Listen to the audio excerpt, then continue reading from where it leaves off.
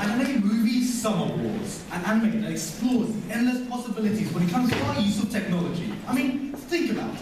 In just a few years' time, can you imagine what we can do with the kind of systems that will be in place? Welcome to the world of Oz, the online platform that allows you to control your life and everything around it in this digital world.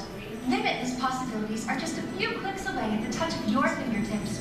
How may I serve you today? Porn! Single sex! Ever since anime started getting semi-popular in the West, there's always been some kind of rivalry between American cartoon fans and anime fans. Anime fans see cartoons as either childish shallow dribble that doesn't hold a candle when it comes to telling a story, or as a bunch of adult sex humor shows with the substance of a spoon. And cartoon fans see the others as a conglomerate of weird, perverted tentacle rape fantasies with the same 3 frames of animation consisting of a fan base who spend way too much time with their pillows. So who knew that one day some Japanese guy would get drunk off his tits and decide it would be a great idea to make a raunchy, sex-filled comedy anime with an art style that looks like some cartoon set in a knockoff Adult Swim dimension starring a black priest, a goth, and Paris Hilton. But that's exactly what penis and sex jokes with gangbang is all about. What I got from the series was that it was trying to set itself up as an epic action-adventure tale set in a vast, unexplored online virtual world, when it just really felt like a group of twats spitting about a video game. The characters themselves aren't nearly as developed as they pretend to be, since the amount of characterization I got after 25 episodes of following Kirito is that he's some awesome badass because he wears black clothes and is really good at video games, spends most of his time trying to be the lone anti-hero, and picks up chicks along the way like they're fucking Pokemon. The cameraman was always situated at the most revealing position possible. And on a side note, my belt are longer than these fucking shorts. Where was I again? Oh yeah, breasts. Every breast in the show seems to have their own physics engine. By that, the anime completely ignores an old invention called the bra. Boobs are almost large enough to collapse in on themselves to create a singularity, and each individual boob has a mind of its own. It's like the start of a breast rave party. Massive creatures who look like oversized people without clothes. So it warrants the name Attack on Titan probably as much as it warrants the name Invasion of the Giant Stupid Naked People. The current originality the hype says the show has, since the idea of giant monsters terrorizing humanity is a notion so original that it's never, ever been done before. With excessive dialogue and solving the problem of exactly fuck all happening in the scene, the series tries to keep the eyes constantly occupied by rapidly changing camera angles during dialogue like it was edited by an ADHD-stricken goldfish. Speaking of camera angles, it's hard not to mention the gratuitous amounts of dodgy shots because of female body parts during conversation, in an attempt to subtly sneak in some fan service in hopes we would notice it in between the bizarre scenery. This made up for a peculiar experience where it seemed like the screen was so insecure and scared of you getting bored from the excessive talking that it would constantly flash you tits and ass to draw your attention back like a subliminal ad campaign for hentai. I'm probably over-exaggerating the imagery here. I mean, what the hell would I know about suggested symbolism?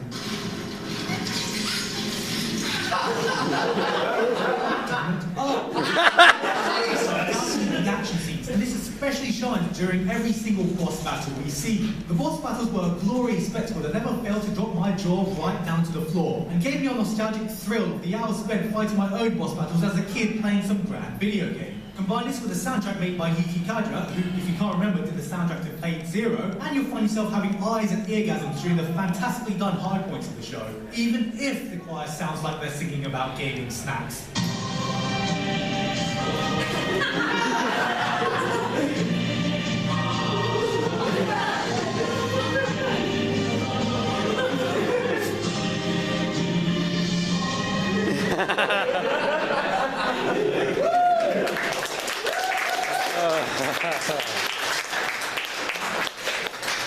Alright, so basically that's my review style, which I think personally, like as I was saying earlier, a lot of people say they want to see objective reviews, and I think that's a bit bullshit because I don't think there's such a thing as objective reviews. Now, let's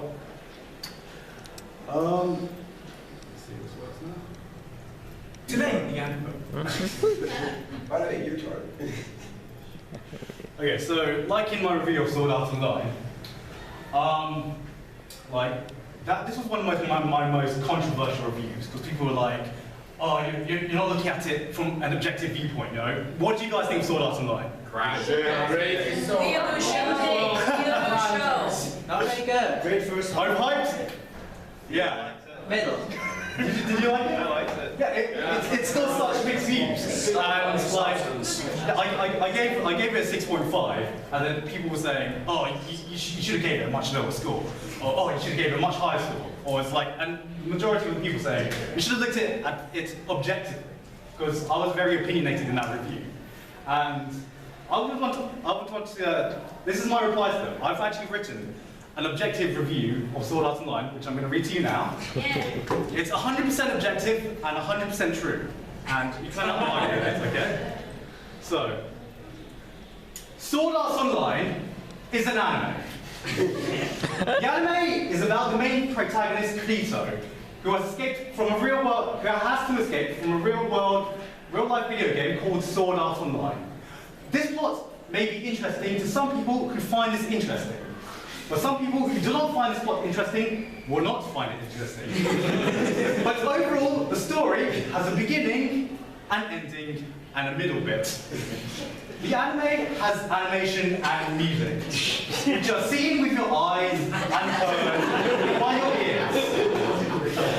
They are played in tandem with each other on screen, and when combined, may cause the viewer to feel different emotions while watching it.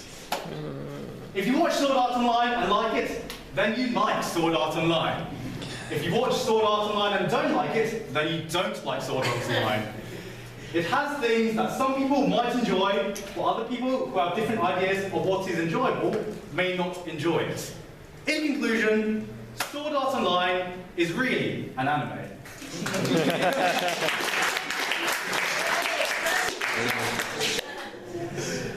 And this is what I argue. So I've been asked to talk about anime review. So I think one important part of anime review is to just accept that we reviewers are human. Like, I have my personal tastes. You know, I'm not the biggest fan of moe and slice of life. I don't know, some of you might be, and that's not a problem. But I think the qualities of a good reviewer is someone who can be able to qualify why they liked or did not like a certain anime. A quality of a great reviewer is someone who can qualify whether they liked it or not, like, regardless of their preference, whether the person watching it would like the anime or not.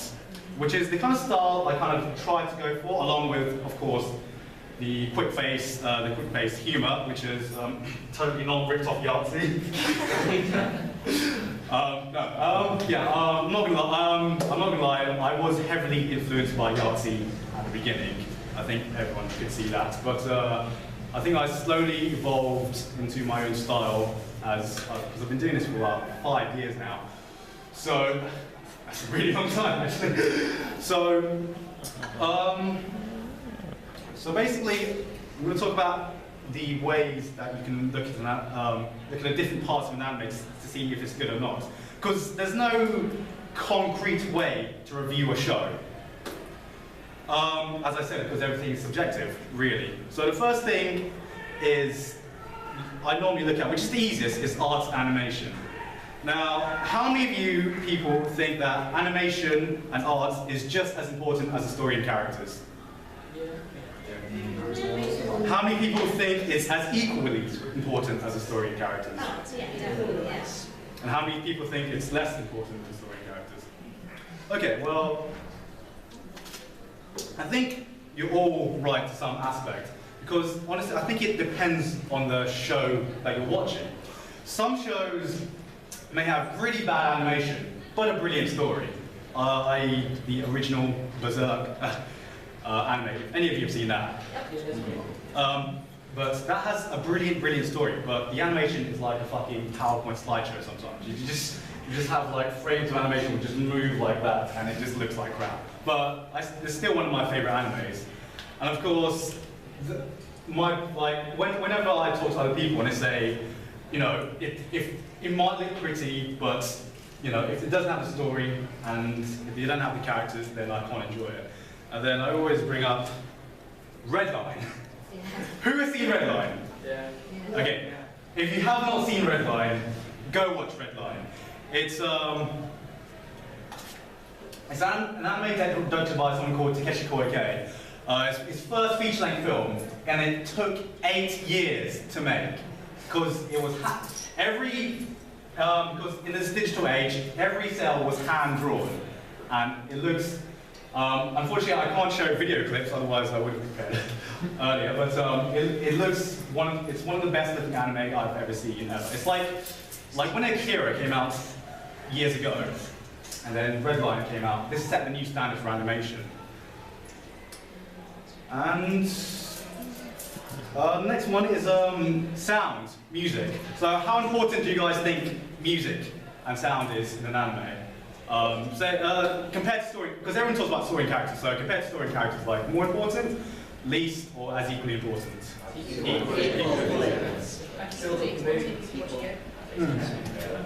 Music's really important because not many people notice it because it's more of a subconscious thing. But like, if you have good music, it can make a bad anime alright. And the example I bring up for this, I just watched this recently actually, Guilty Crown. Has anyone seen Guilty Crown? Yeah. Do you like Guilty Crown? Yeah. Do you think the writing and characters are good in Guilty Crown? Yeah. Sure. Honestly, like, I thought the writing and character. Secret, I'm going to be reviewing this next, but I thought the writing and characters in Guilty Crown were just appalling because you couldn't follow what was going on. Things just kept happening, and then it just didn't lead on well to the next event. But the music for that was so good that I just got drawn into it just because of the music. And the other big example about music in anime is obviously the classic Cowboy Bebop. Yeah. I mean, I would argue that, like, can you imagine what Cowboy Bebop would have been like without the soundtrack that it has? Yeah. It just wouldn't be the same show. The thing about Cowboy Bebop is so infused with music that the story is the music and the music is the story. And that's just how Cowboy Bebop is. And that's why I think music is really, really important as well. And then we come to the story and characters. Now, how I review story and characters is, it's how people typically like review story and characters. Is it interesting?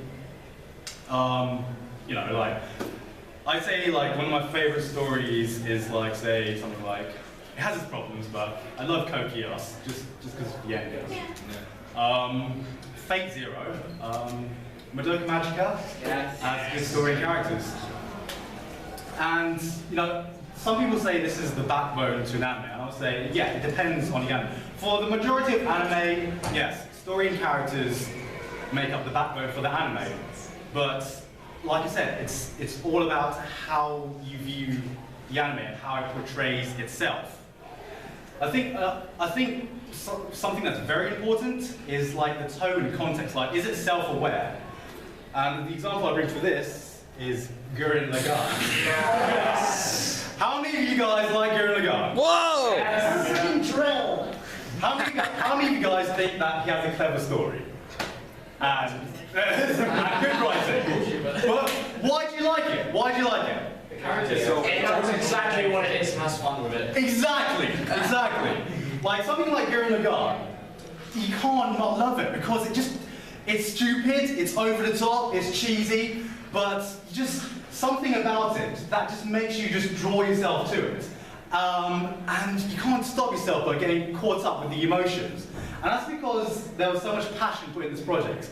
Like everyone knows it, the writing is pretty shit. But none of you guys looked at it for the writing. And because of that, it works as an anime when it really, really should not work. And the other thing you have to look at is the target audience. Because you have to accept that an anime might be appealing to a different target audience to yourself. And I've actually made this mistake once, which I've regretted. So, who here's seen my K-On! Review? Yes! Motherfucking G! Motherfucking G! Motherfucking! Yes, in a nutshell, this was a few years ago when I was a lot younger than I am now.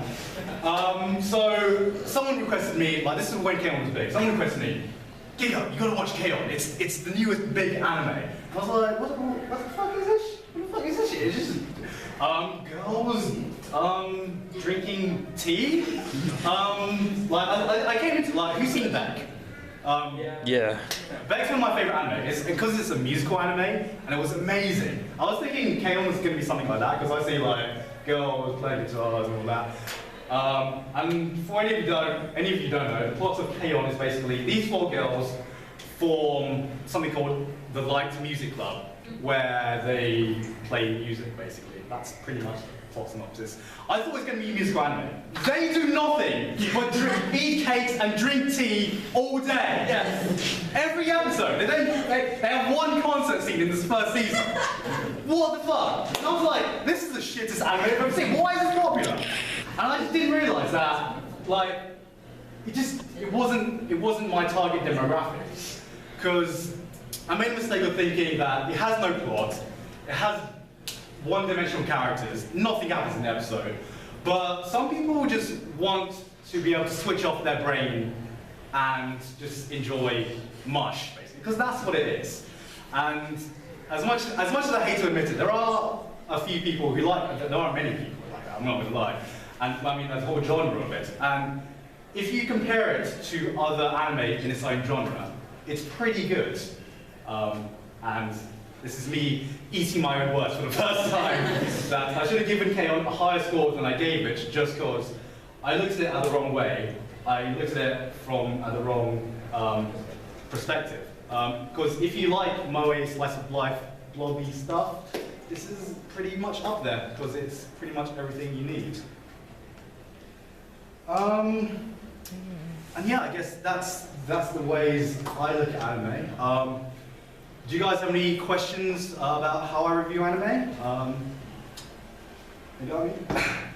What's your make or break moment when it comes to watching anime? Like, how many episodes would you give a show before you say, like, wow, this really freaking sucks? Or, like, okay, I'll give it a little more. Okay. So I've been an anime fan for a long time. Way back when my patience was so high. I mean, I've watched up to 500 episodes of One Piece. That's how high my patience was. Yes! Way to go! Yeah. It was like, yeah, it gets good after 50 episodes. I can wait that long. Now, my tolerance is like 2 or 3 episodes, unless like you have that like Madoka Magica moment where you think something's going to happen later. But if that doesn't happen, then normally like, cause like I try to follow seasonal anime and anime that comes out every season, and you have to be picky. Unfortunately, you have to be picky. And I give anime about 2 or 3 episodes. If there's nothing to catch my interest, then I drop it, unless millions of fans goes, you need to watch this again, you need to watch this again, and I will. Any other questions? How do you get all your raw anime footage for your reviews? Well, there's this thing called a Google. Half the time I get it, if I have the DVDs or Blu-rays, I rip it from the DVDs or Blu-ray. I have a partnership with Crunchyroll. Sometimes they send me some of their footage. But for my old days, I did use torrents. Sorry guys, but I'm trying to support the industry as much as I can now. So, you know. How did you get your deal with Crunchyroll? How did I get them? They contacted me. Same with my deal with Manga Entertainment and Stars Media. I mean, I was in university thinking, there's no way anything's going to come out of anime reviewing. I mean, I'm just a guy sitting at my computer at home talking to myself on the internet. And then one day I get a message from Manga Entertainment going, your stuff's pretty good. We'd like to sponsor you and become partner with us. You can do the same thing you're doing in the same way. We won't restrict you at all, and you can continue doing what you're doing for money. And then I was like, okay, that sounds like a pretty good deal. I think I'm going to take it. And yeah, same with same thing about Crunchyroll. They contacted me a few months later, saying, you know, do you want to, if because they saw us promoting their site anyway, So they just said, so if you want to promote our site, you know, we'll help you. We'll sponsor you for that as well, and you can do that. So yeah, that's the way that happens. Yes.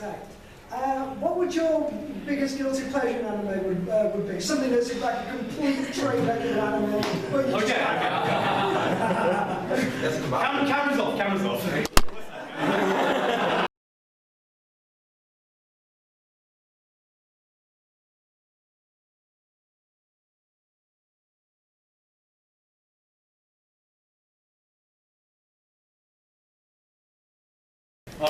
When I first did my interview, I mean, my subscriber base usually likes everything I do anyway. But then, because it was K-On! And because it was popular, I just got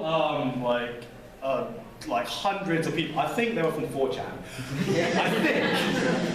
Because when you see the term like new fag in the comments, they're probably from 4chan. And it actually got flagged. Once for like sexual content, even because like, but that's just 4chan for you. That's what they can do to your show if you badmouth them. So yeah, I think K-On! Has been my one that's worst. Obviously Sword Art Online as well, but that's just because it was controversial as fuck. I mean, Sword Art Online is kind of the thing that people overrate. People either think it's overrated or people just love it to hell. So, like Milo Pony, people hate it, people like it. Yeah, I'm not too. Well, we're not starting a brony discussion. There's going to be a panel for that. Any other questions? How many times do you review a show before you make a review of? Sorry? How many times do you rewatch? Rewatch. Depends on the anime. Like, okay, so if it's a simple anime, then I watch it once or twice when reviewing it. Because like the thing that I do is I take notes while I'm watching it, so I know that like when I watched Guilty Crown, which was a month ago, I just kept taking notes so I could easily refer back to the material that I needed.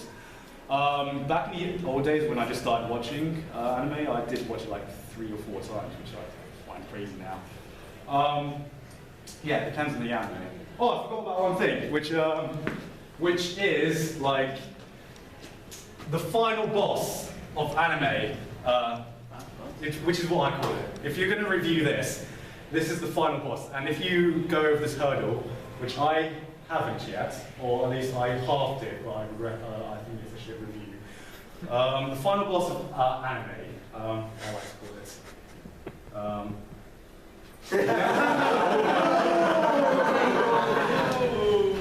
If you've taken everything I've learned and review that, and everyone will be happy about it, you have conquered anime.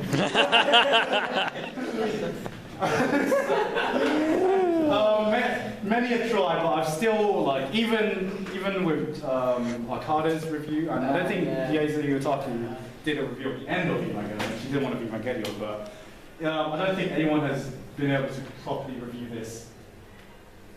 I think Benedict Sager could go it, which writes End of Evangelion. Did he? Yeah, that's what I was about to ask you. Have you actually seen Benedict Sager's? I have seen some of them. I didn't realise he did, because I thought he did a lot of All Lips Duran, actually. Well, to be honest, I think it was more like a homage. He's like, yeah, he actually did it. It's like, you know how like Shinji likes to self-narrate and see flashes in his own head? Benedict Sager basically just did like, spent 5 whole minutes talking about baseball doing the same thing. Okay, who here has seen End of Evangelion? Likes of End of Evangelion? That's in English though. Who here doesn't like it? I don't know yet. Who here understood? I understand Apocalypse Zero and Bible Black better than that! No, that's the thing. Here's the way I view Evangelion, okay? This is how I've broken it down. End of Evangelion as an entertainment piece, because anime is supposed to be for entertainment. It's a shit piece of entertainment. Because the plot is like, you can't follow the plot, the characters are not resolved, nothing is really resolved. As an art piece, that Hideaki Anno, because the director Hideaki Anno was suffering from depression when he made End of Evangelion. Yeah, and as an art piece, it's bloody amazing because you can you can feel the depression and despair that he was going through when he made this. Doesn't make any sense as entertainment-wise as plot, but as an art piece, I think it's really amazing. And I think that's how it should be viewed. How do you feel about like the new movies that they've done from the Ford? Well, I'm bridging it, so I really like them, and I say I'm very tsundere with Evangelion because I love it and I hate it at the same time. Yeah, like sometimes I do the Rebuild Bridge series, and I do that because I love Evangelion. And I really do think the Rebuild series, what they did is they basically took the original series and I think they just Hollywoodized it, if you know what I mean. They made it a much more easier to understand and accessible to the public. I haven't seen 3.0 yet though, and I've heard that changes things up. So, we'll see. Any other questions? Oh, right. I was just going to ask, I've only just heard about you now, so as you've already know. I hope I made a good impression. Yeah, you made a great impression. 2 questions, please. 2 Okay. parts. One, how did you exactly, I've probably seen already asked this just in case, but where were you sort of inspiration from that? So I started psychography, so what sort of inspiration from that? And the other thing is, how did you get involved with Alcon? How did I get involved in Alcon? Okay, so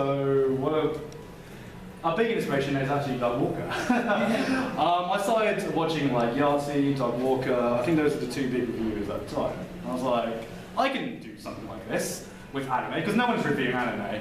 So I started about 5 years ago when I started university. And then I was very obscure for a while, and then I think I blew up quite a lot this last year because I went from, I think last year I had 10,000 subscribers, and this year I've gone to 165,000 subscribers in the span of a year. So I think I just got viral somehow. And I was actually, since I started my own Bridge series as well, I was on this Bridge Forum Live thing where they were talking about Alcon, because they were talking about trying to get Bridge to Alcon. And then Tony here said that I should come to Alcon, and he contacted one of the organisers and referred me to Alcon. So yeah, that's how it happened. You had a question before. Oh yes, you made a video a few years back called New Anime Sucks. And yeah. So your opinion or as a change over the years? Okay, so that's so as I said in my rant, it's very opinionated. And looking back now, I have to disagree with myself. Because when I said new anime sucks, I was looking at it the wrong way. Again, because I was back just after everything came on. And what I think now is just like, new anime doesn't suck, but anime just always changes. Trends always change. Like, you know how people in the old Akira days think those were the golden days. And I started watching anime in 2006 or something, and I thought, 2006, 2007, I thought that was the golden age. I thought, this new anime coming out will suck, because there's all moe blob shows and all that crap. But in reality, I just noticed that, like, trends just change over time. And, if it suits your taste, great, that's your golden age of anime. But there's still great things coming out now. I mean, Attack on Titan. Yes. One of the first anime I think, like, okay, I'm going to make a rant about this, but I'll expand on that point then. But it's one of the few shows I think that has lived up to hype in a long time. But yeah, I think there's a lot of good shows coming out now, and there was a lot of good shows coming out when they made that rant, but it was just not suited for my tastes. Okay? About Attack on Titan, who do you think the female Titan is? Here is the manga reader! Okay, I'm not going to answer that because I've been spoiled on that. And that's the disadvantage of being in my position. I've tried my best to avoid comments and everything, but some fans are just dicks. So yeah, for everyone else watching Attack on Titan, I'm not going to answer that. What got you into anime in the first place? What got me into anime? Saw the really thought, I like this. Okay, so I was one of those generic, I watched Pokemon, Dragon Ball Z on Tsunami, but I didn't really know what anime was back then, so I was just sort of thought, these kind of things have the same thing in common, like big eyes, you know, overpowered fights and all that. And I thought there must be something in common. And then I looked up and I saw that there's an anime called Naruto out. So yeah, I was in Naruto. That's how I got into anime. Funny story actually, because I went on the forum who recommended Naruto. I was like, this anime shit's great. Have you guys got more good anime for me to watch? Because I want to watch them all. Do you know what he recommended? Well, sarcastically, as a joke, but I take it seriously.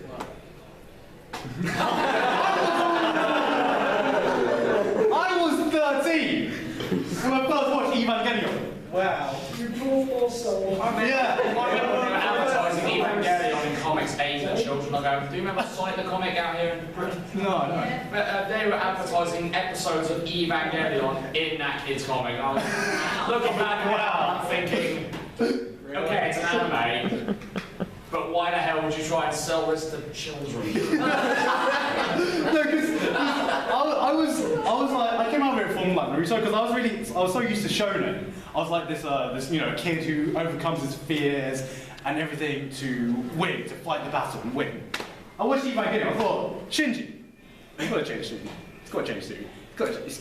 He's got. Yeah, and he just went worse and worse and worse and worse. Because everyone keeps telling him how much of a little shit he is. Yeah. It's an endless cycle. He's a whiny little bitch. He is one. I'm not gonna lie. But I didn't get it back then, and I shouldn't because I was 13. And I feel sorry for anyone who has to watch Evangelion when they're that young.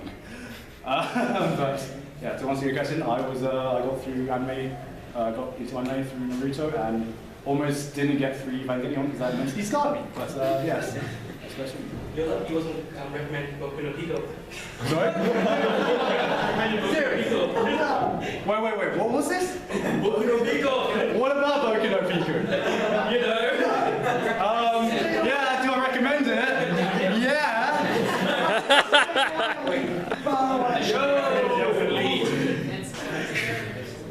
Other than Evangelion and Objectivity, is there any other animes you've really been watching?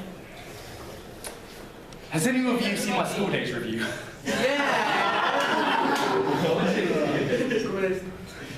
School Days.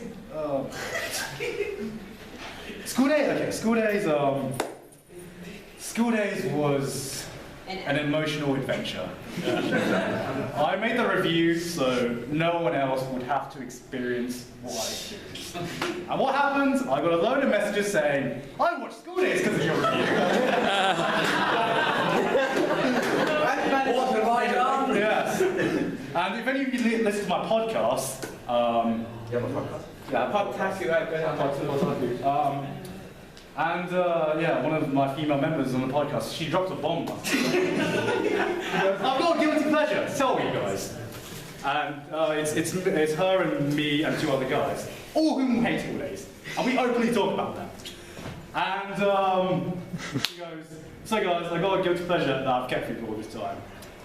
And then she goes, and we're just like laughing, like, okay, just tell us. And she just drops School Days.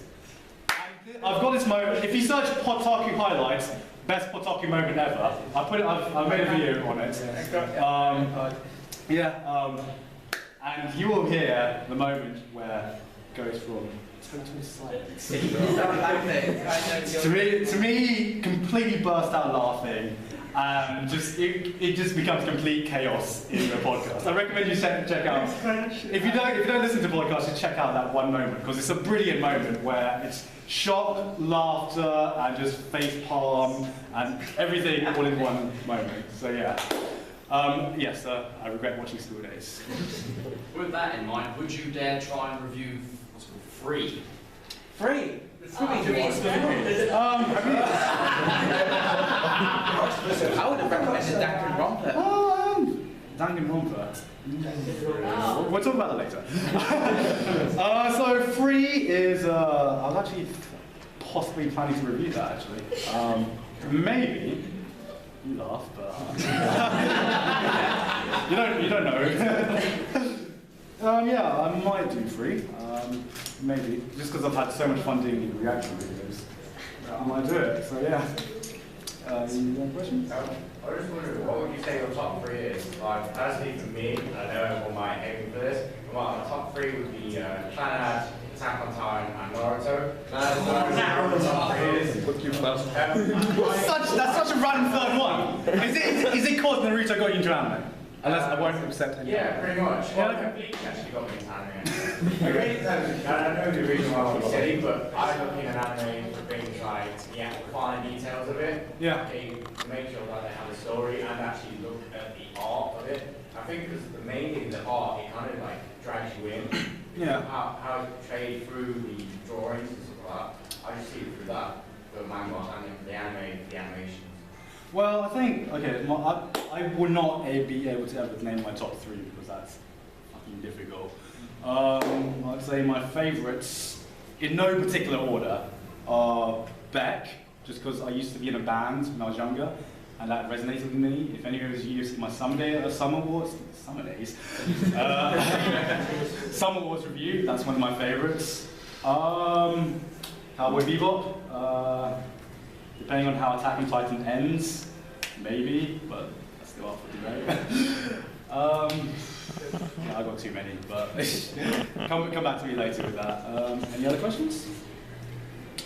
Have you seen Steins Gate? Steins Gate? I've only recently joined. Okay. Mitch, can I actually seen that? I've watched. I watched a few episodes of that. But like when I watched it, I was like, this really needs to be dubbed because I watched it subbed, and I was like, I couldn't get into it because it was set in like South America or something, and I was like, this really needs to be dubbed, but it's such an obscure anime. I just because I couldn't really get into it because of that. But Funimation are now dubbing it, which is brilliant. So I'm gonna watch it.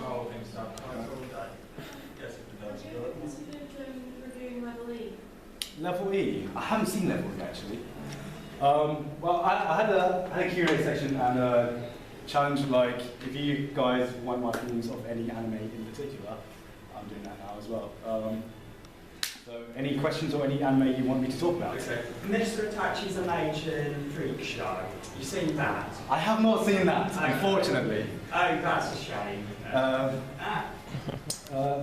What do you think of Planet? Seriously. It's not really a popular opinion. I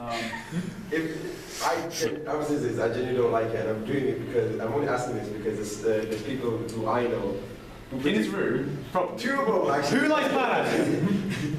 No, okay. Who likes Planet after story? Who likes the Planet? Okay. So yeah. I'm serious. So Planet after story. Yeah. Well, the thing is, like, the thing about Planet was it's this thing where people kept asking me to watch Planet, and they were like, the tears, man, the tears, you're gonna feel it, you're gonna feel it. And so I was like, I went into Planet with like, I wanted to like it, but subconsciously my heart was like a fucking brick. It's like, tug on this heart if you can.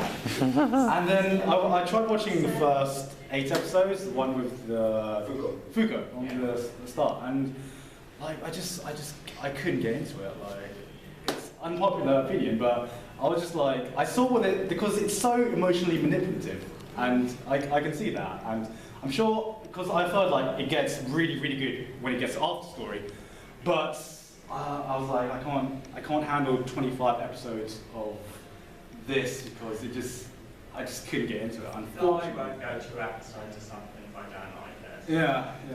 Have you seen the Gene English dub? Planet? Yeah, because I was watching the Japanese dub first, but I didn't like it, or they changed it to English. I've heard the English dub is atrocious. Zero experiments later. If there was another final boss of anime, Zero Experiments Lane would be it. Sorry? Kaiji. Yeah, you seen that? Kaiji or Kaichi? Kaiji, the gambling one? Kaiji the gambling one. Okay, I'll talk about Lane first. Lane, I really liked Lane. I'm not going to pretend I understood it, watched it, but because I've only watched it once and I've been meaning to re-watch it again because one of my fellow reviewers is one of his favourite animes, and I will re-watch that and maybe review it. One feeling really good. The guy who actually died recently. Yeah, I heard about that. Yeah. But Kaiji, I think Kaiji, I really highly recommend Kaiji because it's like, if anyone has ever watched Death Note, I like the mind games in Death Note, then that's all Kaiji is basically. It's just that, but it's got because it's about gambling. It's about how to it's about a gambler who tries to form a system to win a gambling. And that's what Kaiji is. And for anyone who likes mind games or anything like that, I highly recommend Kaiji. Have you watched Mushishi? Mushishi. Oh, I have mixed feelings about Mushishi because I think it's great. I think it's fucking beautiful and it's got beautiful stories and everything. But I fall asleep to it. I honestly do. I mean, I kind of have to be in this weird mood to watch Mushishi because it's kind of this ethereal thing. You get this kind of feeling from it, and if you watch it in the wrong mood, I just fall asleep to it. Yeah. Regular Global Swarm. I haven't watched that. Is there a show you're looking forward to next season? Next season. Kill the Kill. Is there? You guys know of Kill the Kill? Actually, no. Okay, basically, so director of Gurren Lagann broke off from Gainax and formed his own studio called Studio Trigger. And if any of you seen Inferno Cop, or what's the other one? Little Witch Academia. He did those, but Kill the Kill is his first, is the new studio's first full-length anime, and it's from the same guys that did Gurren Lagann, and that's all we need. That's all you need to sell me. Corpse Party. Haven't seen that. Okay, so Madoka Magica was really hyped up a few years ago, and I thought it was really good. It surprised a lot of people. But I think it has its problems. It's not perfect, as many people would like it to think, but it is really good. In terms of Steins Gate and Madoka Magica, the two big anime from 2011, I think Madoka Magica was the best in Steins Gate. I'm just wondering, how would you like your YouTube success to progress on now? Obviously you've got sponsorships and stuff like that. How would you like it to expand now? Okay, well, so I've got I'll only tell this to you guys because I'm not planning to tell it to anyone else in mind. But I've got a full-time job now that I'm going to be starting in next month. So I'm going to have less time. If you notice that my production rate on my YouTube has been higher than it's ever been. And that's because I'm trying to set things up so that I can work on my full-time job. So you're kind of setting yourself in advance, how I do it, I have 2 weeks, so then obviously then I have another 2 weeks off, so then... Yeah, I mean, it's going to be harder with a full-time job, but I do still plan to continue this YouTube thing. I don't want to stop, I love it too much. But I probably will have less time to work on it in the future, but I will just see how it goes for now. Do you ever spend time, and you ever have trouble finding something, spend ages just looking at something really obscure? I've been trying to watch the Buddha movies in English, but I've only been able to find separate subtitle files, and they're probably inaccurate. Do you ever really go to lengths to seek something out? I mean, it depends. I've found some really obscure stuff. It's not going to be the greatest quality, I'm not going to review it. But, sometimes I do spend time watching obscure stuff if I've heard it's good. See Madball 34, any Kozu Karaoke adaptation actually? I haven't. You should check that out. Just if you want something to talk about. Talk to me afterwards. Just letting you know the streaming stuff. Streaming stuff. Okay. Who votes for making Heaven's Feel? They'd say night. Yes. So any of you who's here seen Fate Zero? If you haven't, it's fucking awesome. Who here's watched the original Fate Stay Night? Who here thought it was shit and thought Fate Zero would be shit? No. The thing about Fate Zero is that it was made by a completely different company, completely different writer, different everything. It's amazing.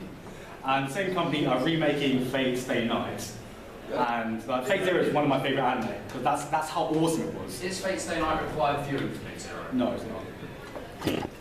So I'm really excited for Fate Stay Night. If you've seen Fate Zero and Are you going to plan to watch the Magical Girl Fate Khaled Ilya anime? No, it doesn't look like my type of cup of tea. FMA versus Brotherhood.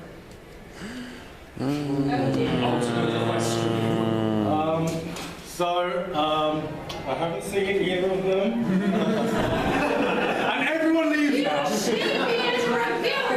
No, everyone's like, I've listened to him for a whole hour, and now his credibility just gone. Out the window. So yeah, I haven't. It's not that I don't want to watch it. I do want to watch it, but then it's like so much pressure. Take my advice. Do FMA first, because it's better. Oh, what's that? Oh, look, okay, so I'll ask you guys, FMA or Brotherhood first? Hands up for FMA. Hands up for Brotherhood. What's your crack one? Oh, Yes. Yes. Well, you always have to start with bad stuff first. Okay, well, we'll leave it at that. I'm not going to start. Any other questions? Like you see the weapon. Sorry? She didn't move the weapon. I've heard of it, but I haven't. David.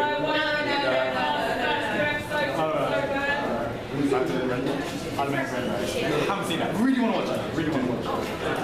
I'm going to have to wrap everything up now. Well, thanks for turning up to my panel. I hope I did solve my first panel ever.